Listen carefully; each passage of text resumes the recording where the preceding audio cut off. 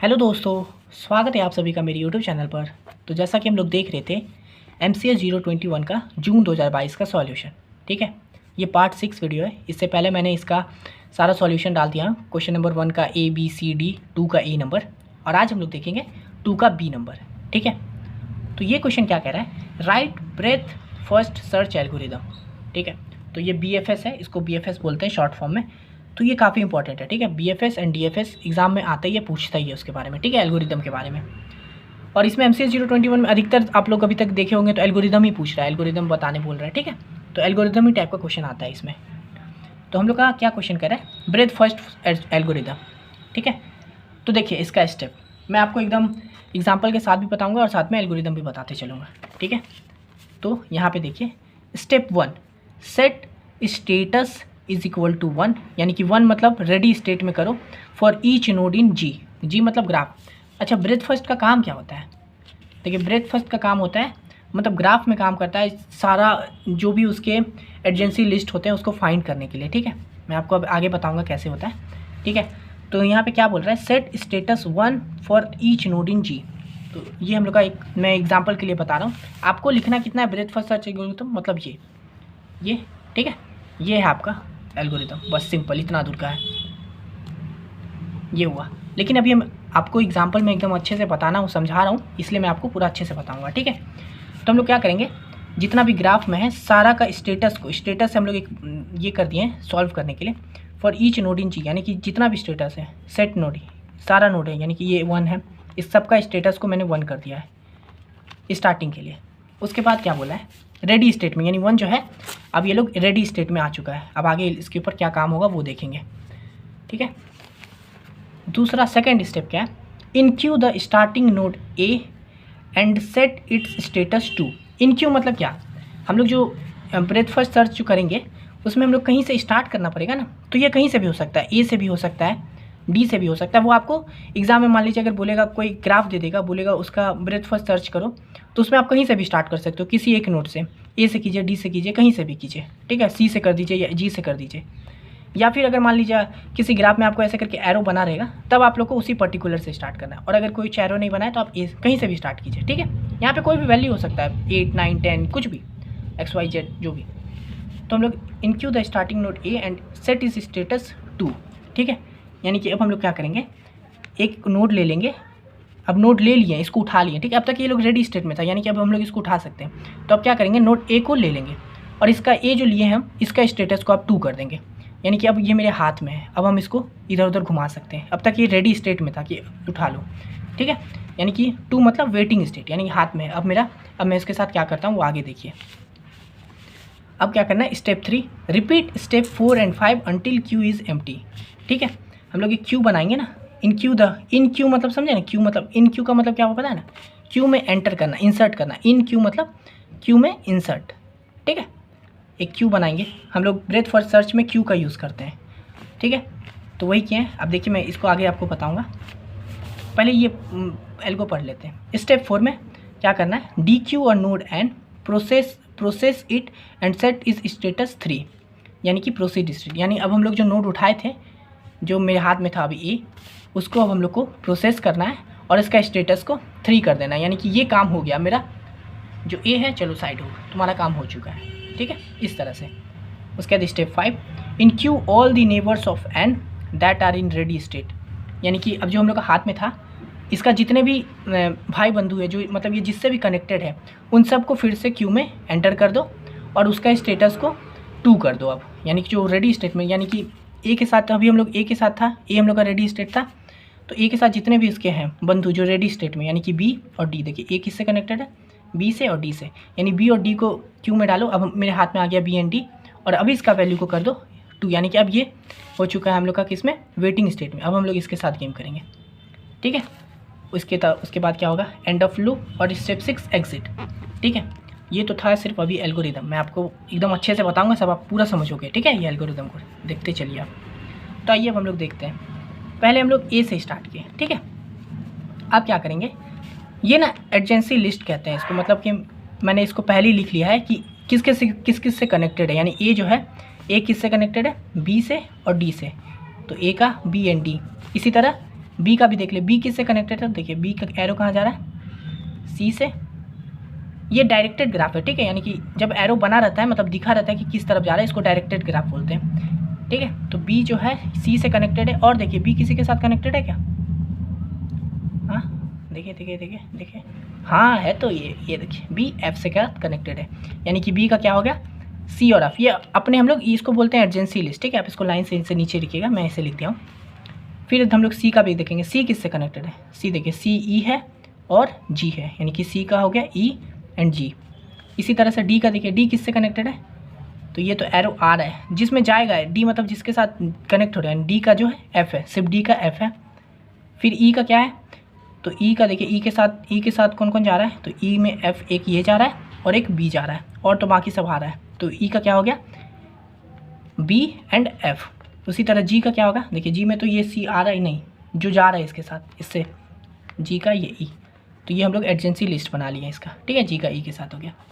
अब क्या होगा, बीएफएस करने के लिए हम लोग को दो क्यू की ज़रूरत पड़ेगी, ठीक है। हम लोग क्यू बना रहे थे यहाँ पे देखिए, तो हम लोग को दो क्यू चाहिए, एक Q1 एक Q2, ये नाम है, आप पूरा लिखिए Q1 Q2 लिखिए, ठीक है। इस तरह से आप ऐसे भी लिख सकते हैं Q1 Q2। तो हम लोग क्या करेंगे, दो क्यू की ज़रूरत है, तो first add A to Q1 and null to Q2, ये बेसिक है, यानी कि हम लोग को जो शुरू कहीं से नोट से शुरू करना है ना, तो हम लोग क्या करेंगे, पहले Q1 में उस पहला वैल्यू को ले लेंगे ए को, और Q2 में अभी हम लोग का कुछ नहीं रहेगा, नल है, ठीक है। और हम लोग क्या कर रहे हैं पता है, Q1 में हम लोग सारा इसको ये ला रहे हैं, ठीक है, और उसको हम लोग जब सॉर्ट करके BFS एल्गो लगा के हम लोग उसको Q2 में अपडेट करते जाएंगे, ठीक है। हम लोग को ये करना है अभी, आइए देखते हैं कैसे करेंगे। अब step 2, now delete node A from Q1 and add it into Q2 और insert all the neighbour of node A to Q1। देखिए यहाँ पे हम लोग क्या कर रहे थे, स्टेप 3 में तो हम लोग एक ले लिए स्टार्टिंग नोड में। आप देखिए यहाँ पे क्या बोला, डी क्यू मतलब डिलीट क्यू, नोड ए वही किए हैं जो हम लोग का Q1 में जो नोड था उसको डिलीट करो, उसको प्रोसेस करो, उसका स्टेटस को 3 कर दो, ठीक है। तो वही किए हैं, उसको डिलीट कर दिए Q1 से, और उसका जितना भी उसको फिर Q2 में प्रोसेस करना, मतलब उसको Q2 में डाल देना है ना। पहले नोड ए से उसको ले लिए, उसको डिलीट Q1 से हटा दिए, उसको Q2 में डाल दिए, और उसका जितना भी नेबर है यानी ए का जितना भी नेबर है उसको फिर से Q1 में डाल दिए। स्टेप 5 में वही किया है, इन Q all the neighbour of N that are in ready state, है ना। तो वही हम लोग किए, तो पहले हम लोग डिलीट किए नोड ए को Q1 से, ठीक है, और उसका फिर उसको Q2 में डाल दिया, यानी कि Q2 में ए आ गया और Q1 से ए हट गया है। अब देखिए उसके बाद क्या बोल रहा है, insert all the neighbour of node A to Q1। तो ए का कितना नेबर है हम लोग का, ए का नेबर है बी एंड डी, तो उसको क्या बोला है Q1 में कर दो। यानी कि यहाँ पे देखिए पहले यहाँ पे ए होता है ना, अगर देखा जाए तो यहाँ पे पहले क्या होता, ए होता बी एंड डी, तो हम लोग डिलीट कर दिए ए को, ए का जितना भी नेबर था उसको डाल दिए Q1 में, ठीक है। Insert all the neighbour of node A to Q1, A का जो भी नेबर था बी एंड डी, और क्या बोले यहाँ पे देखिए delete node from A and add it to into Q2 में, यानी कि Q2 में डाल दिए। यानी कि हम लोग का ये जो था, हम लोग ए को उठाए हाथ में जब रेडी स्टेट में था, यानी कि इसमें था Q1 में था, जब इसको प्रोसेस करके काम कर दिया और इसको लास्ट में इसका स्टेटस को 3 किए, तब हम लोग का ये प्रोसेस हो चुका है। प्रोसेस होके कहाँ गया, ये Q2 में गया, यानी कि Q2 इसका एंडिंग है, यानी कि लास्ट होके प्रोसेस जब हो जाएगा तो Q3 में पहुँचेगा, ठीक है। अब इसी तरह फिर से स्टेप 3, अब हम लोग का इसमें Q1 में BD है, तो फिर नाउ डिलीट नोड B, अब इस D को करो डिलीट करो, इसको Q2 में भेज दो, यानी कि ये था ही Q2 में, अब B भी आ गया, ठीक है। और उसके बाद इसका जितना भी नेबर है, insert all the neighbour of node B into Q1, वही सिंपली फिर B के साथ जो है नेबर उसका उसको इंसर्ट कर दो। B के साथ क्या है, C और E, तो बस C और F, तो Q1 में क्या आ जाएगा, B तो डिलीट हो गया, D बचा है, और B का जितना भी नेबर है वो आ गया, यानी कि D, C और F। तो D तो पहले था, और B का जितना भी नेबर यानी C और F फिर से Q1 में आ चुका है, और हम लोग का B का पूरा काम हो चुका है, वो सेकंड में आ गया, ठीक है। फिर से Q2 में फिर सेम वही करेंगे। अब D है तो फिर क्या करेंगे, डिलीट, पहले इसको D को डिलीट करेंगे Q1 से, और क्या करेंगे Q2 में डाल देंगे, यानी कि अब यहाँ से ये हट चुका है, तो देखिए D यहाँ से हट गया, C F बचा, और इस Q2 में डालेंगे इतना दूर की लाइन के हिसाब से। तो A ये जो था ये दोनों तो रहेगा A B और D, यानी कि डी इसमें आ चुका है। अब क्या करेंगे, insert all the neighbour of node D to Q1, मतलब हम लोग का जो जितना भी नेबर था डी का उसको Q1 में डाल दो। तो डी का नेबर क्या है, एफ को Q1 में डाल दो, लेकिन अरे एफ तो पहले से Q1 में है। तो since all the neighbour of node D, यानी कि जितना भी नोड डी का नेबर है वो ऑलरेडी प्रेजेंट है, तो हम लोग उसको फिर से अगेन प्रेजेंट फिर से इंसर्ट नहीं करेंगे। आइए वही हम लोग देखिए स्टेप 5 में वही लिखे हैं, इन Q all the neighbour of N. ठीक है, अभी हम लोग का डी का कर रहे थे, तो जितना भी है उसको रेडी स्टेट में, है ना। तो रेडी स्टेट में कब रहता है, जब हम लोग का ग्राफ से बाहर ही रहता है। और अगर हम लोग का Q1 में आ गया मतलब वो क्या है, सेकेंड स्टेट में आ चुका है ना, वेटिंग स्टेट में। तो यहाँ पे क्या बोल रहा है, इन Q all the neighbour of N that are in ready state, जो रेडी स्टेट में उसी को डालो और उसका स्टेटस को 2 कर दो। और जो मतलब मान लो पहले से रेडी स्टेटस 2 में है, यानी कि वेटिंग स्टेट में, उसको डालने की ज़रूरत नहीं है। तो वही हम लोग किए। तो हम लोग का देखिए Q1 से D तो डिलीट हो गया, CF बचा और ये ABD आ चुका है। ठीक है, अब इसी तरह फिर से स्टेप 5, फिर क्या है हम लोग का, यहाँ पे देखिए C और F बचा है Q1 में। तो क्या करेंगे, delete node C from Q1 and add it into Q2। ठीक है, तो C से डिलीट कर दिए और उसको हम लोग Q2 में डाल दिए, यानी कि ABD एंड C। ठीक है, और क्या करना है उसके बाद, insert all the neighbour of node C to Q1, यानी कि अब जो हम लोग यहाँ से C को डिलीट किए थे, और ये तो F तो था ही, अब हम लोग को C का जितना भी नेबर है वो भी डालना है इसमें। C का कौन कौन सा नेबर है, तो C का नेबर है E और G, तो वही किए। F तो पहले से था, C का नेबर डाल दिए E एंड G, Q2 में आ गया ABTC। ठीक है, फिर सेम चीज़ करेंगे। अब F है तो delete node F from Q1 and add it into Q2, तो F डिलीट होगा यहाँ से और Q2 में आ जाएगा, यानी कि क्या हो जाएगा, ABDE, ABDC और F। उसके बाद क्या करेंगे, insert all neighbour of node F into Q1, यानी कि अब जितना भी F का जो नोड है, मतलब उसके जितने भी नेबर है उसको Q1 में डालेंगे। तो F का कौन कौन सा नेबर है, F का F का कौन कौन सा है, F का एक भी नेबर नहीं है। ठीक है, F मतलब F का कोई नेबर ही नहीं है, तो हम लोग F में कुछ है ही नहीं नेबर, तो क्या डालेंगे, तो Q1 जैसा है रहेगा ही। ये F तो यहाँ से डिलीट हो गया, तो EG हो गया और ये हो गया Q2 में। ठीक है, तो F में कुछ था ही नहीं तो हम लोग डाले ही नहीं। फिर स्टेप 7, डिलीट नोड E, अब ये डिलीट होगा सिंपल, फिर ये डिलीट हुआ Q2 में आ गया, वही लिखना है आपको, सेम यही सब फिर से लिखना है। तो वही डिलीट होके ABDCF ये तो पूरा था, E इसमें आ गया, E का जितना भी नेबर है उसको उठा के Q1 में डाल दो। तो E का कितना नेबर है, E का नेबर है B और F, और B और F तो देखिए हम लोग का पहले ही काम हो चुका है, B का भी और F का भी, तो हम लोग B को तो डालेंगे नहीं, है ना, क्योंकि B पहले ही हो चुका है काम उसका। और हम लोग क्या बोले थे, जो रेडी स्टेट में है उसी को डालो, इन Q all the neighbour of N that are in ready state. और हम लोग का रेडी स्टेट में थोड़ी, अब तो हम लोग का प्रोसेस भी हो चुका है। अगर हम लोग का Q2 में आ गया, यानी कि वो तो स्टेटस 3 हो चुका है, यानी प्रोसेस भी हो चुका है वो, तो हम लोग को अब उसको वापस फिर से नहीं डालना है। फिर E हट जाएगा यहाँ से, फिर इसी तरह फिर G बचेगा लास्ट में, फिर वही करेंगे, delete node G from 1 and फिर से वही ऐड इट इनटू Q2, यानी कि अब G यहाँ से हट के यहाँ पे आ गया, लास्ट में G फर्स्ट वाला Q एम्प्टी हो गया। जैसे ही फर्स्ट वाला Q एम्प्टी हो गया, हम लोग का ये हो गया PFS ट्रैवर्सर, यानी कि हम लोग ट्रैवर्स कर दिए पूरा इस ग्राफ को। ठीक है, तो ये पूरा ट्रैवर्सर के लास्ट में ऐसा क्या है, ABDCFEG। ठीक है, बहुत सिंपल था एकदम, मैं आप लोग को एक एक स्टेप करके बताया हूँ, आपको ये एकदम याद कर लेना है, याद करने वाला। ठीक है, एल्गोरिदम है, यानी आपको याद करना है, ये सब आपको बताने के लिए एकदम। सेट स्टेटस 1 कर दिया सबके लिए, फिर क्या कर दिया, उठाए एक नोड को, उसको स्टेटस 2 पे डाल दिए। ये सब स्टेटस आप बस ये आपको एग्जांपल में आप समझ गए होंगे अच्छे से, ये स्टेटस 2, ये 3, ये सब सिर्फ एल्गोरिदम को समझाने के लिए है, बाकी तो आपको पता चल ही गया है कि कैसे क्या हो रहा है। ठीक है, तो ये इस तरह का था, स्टेप याद कर लीजिएगा 5। ये देखिए बहुत सिंपल सा, मैंने एकदम अच्छे से साफ साफ लिखा है, एकदम अच्छे से आप समझ गए होंगे। ठीक है, ये था 2 का B नंबर। अब हम लोग देख लेते हैं 2 का C नंबर। ये काफ़ी नॉर्मल क्वेश्चन है, इसलिए मैं इसको इसी में बता दे रहा हूँ। तो ये क्या कह रहा है, एक्सप्लेन डायरेक्ट फाइल ऑर्गेनाइजेशन। ठीक है, बीच बीच में ऐसा क्वेश्चन आ जाता है छोटा छोटा, ये 5 मार्क्स का क्वेश्चन है।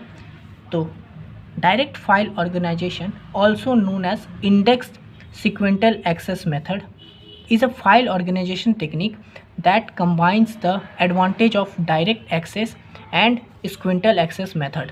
जो ये डायरेक्ट फाइल ऑर्गेनाइजेशन है ना, देखिए 2 तरह का ऑर्गेनाइजेशन मतलब फाइल का मेथड होता है, एक होता है इंडेक्स बेस और एक होता है एक होता है डायरेक्ट और एक होता है सिक्वेंटल।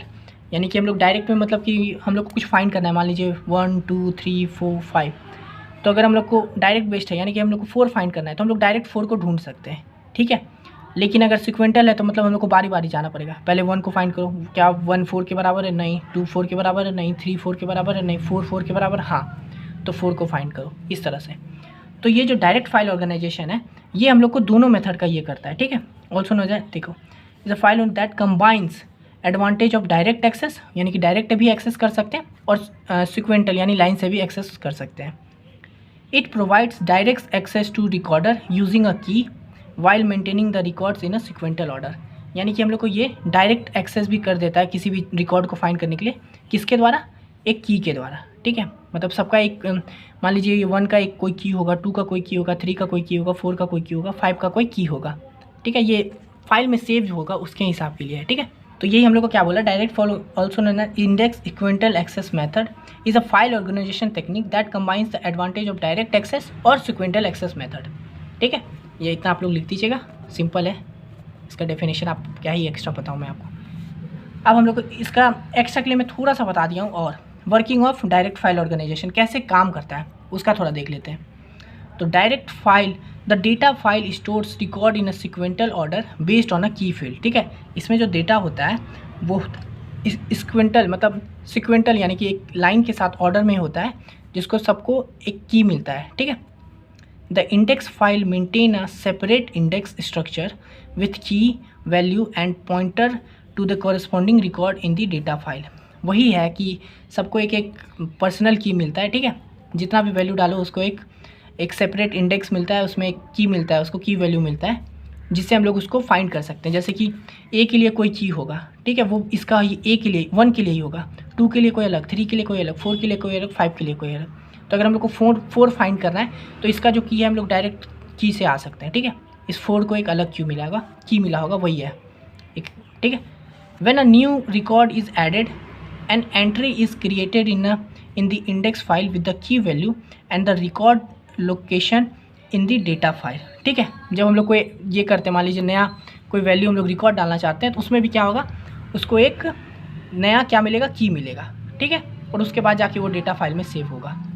उसके बाद during a search the index file is use to quickly locate the desired record based on its key value. वही बात है कि अगर हम लोग को कुछ अगर सर्च करना रहता है तो डायरेक्ट हम लोग उसका जैसे हम लोग सर्च करेंगे तो उसके लिए जो की है, की वैल्यू से उसको हम लोग फाइंड कर सकते हैं, ठीक है। तो वही हुआ ये डायरेक्ट फाइल ऑर्गेनाइजेशन। ये सिंपल सा चीज़ था, इसको आपको लिख दीजिएगा अपने हिसाब से, ठीक है, बना के। तो यही था 2 का C नंबर और 2 का B नंबर। आशा करते हैं मेरा वीडियो आपको अच्छे से समझ में आया होगा, ठीक है। मिलते हैं नेक्स्ट वीडियो में, तब तक के लिए धन्यवाद।